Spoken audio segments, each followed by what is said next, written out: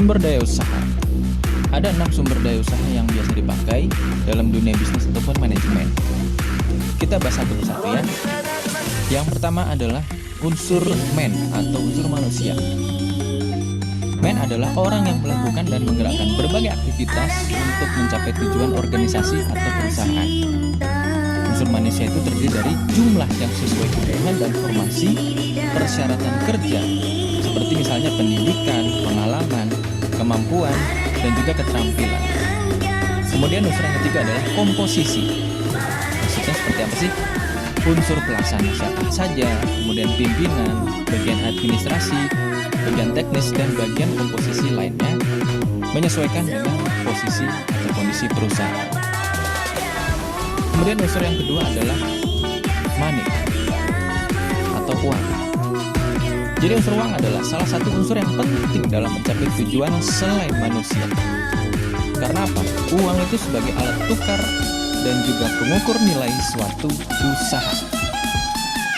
Dalam faktor uang, harus juga memperhitungkan secara rasional untuk menghitung apa aja sih? Yang pertama adalah jumlah tenaga kerja yang harus dibayar, bahan baku yang dibutuhkan, peralatan dan perlengkapan yang harus dibeli, kemudian nanti akan dipakai untuk proses produksi, dan juga pada akhir periode untuk menghitung hasil penjualan yang dicapai. Kemudian unsur sumber daya usaha yang ketiga adalah material. Setelah kita membahas dari man dan juga money, perusahaan pasti membutuhkan material atau bahan-bahan baku untuk proses produksi.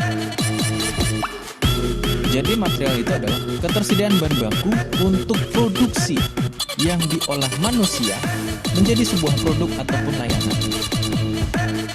Jadi awalnya itu adalah sebuah bahan baku atau bahan yang masih mentah, kemudian akan menjadi barang setengah jadi atau barang jadi yang dikelola oleh tenaga ahli, sehingga material tersebut akan menjadi produk dengan nilai yang lebih tinggi dan pastinya lebih bermanfaat dan memiliki daya jual sehingga menghasilkan sebuah keuntungan dalam suatu perusahaan. Jadi setelah kita membahas man, kita menghitung menganggarkan unsur money, yang ketiga adalah material atau bahan baku untuk produksi. Unsur sumber daya yang keempat adalah mesin. Nah, mesin ini wajib sebuah perusahaan itu memiliki. Karena apa? Mesin mampu meringankan dan mempermudah unsur manusia dalam melaksanakan pekerjaan. Bisa melaksanakan pekerjaan dalam proses produksi maupun bagian administrasi ataupun divisi-divisi teknis menyesuaikan perusahaan tersebut. Mesin juga digunakan untuk mengolah bahan baku atau material maupun untuk mempermudah proses produksi. Mesin juga harus diperhatikan. Karena apa? Performa mesin itu pasti akan mengalami penyusutan atau penurunan fungsi. Sehingga kegiatan maintenance ataupun servis berkala itu harus dilakukan supaya apa? Mesin dalam performa yang sangat bagus, proses produksi terus berjalan, dan akhirnya penjualan pun tetap ataupun meningkat. Unsur sumber daya usaha yang berikutnya adalah metode. Setelah kita membahas man, money, material, sampai mesin, wajib membahas suatu metode atau cara. Jadi metode ini adalah metode kerja yang menyesuaikan diri dengan kebutuhan masing-masing organisasi.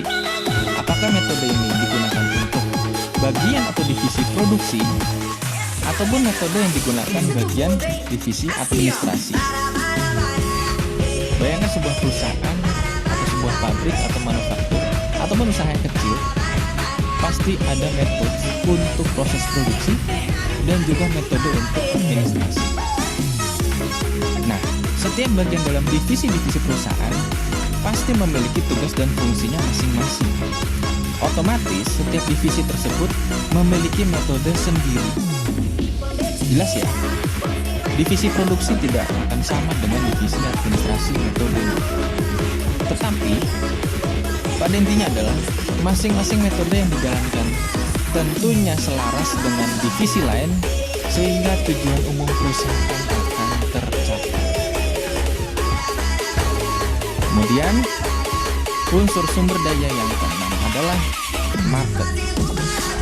Jadi apa itu market?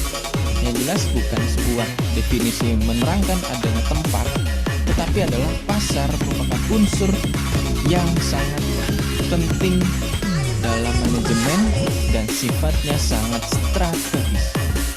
Maksudnya gimana sih?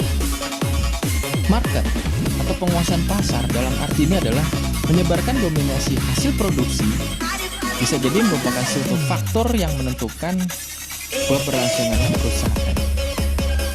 Jadi intinya, market ini kita masukkan sebuah produk dan layanan kita, sehingga kita dapat mendominasi produk kita di dalam market tersebut.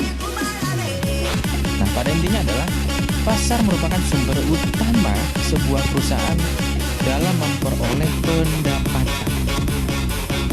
Jadi permasalahan lain adalah gimana caranya mempertahankan pasar yang telah dikuasai dari ranah kompetitor.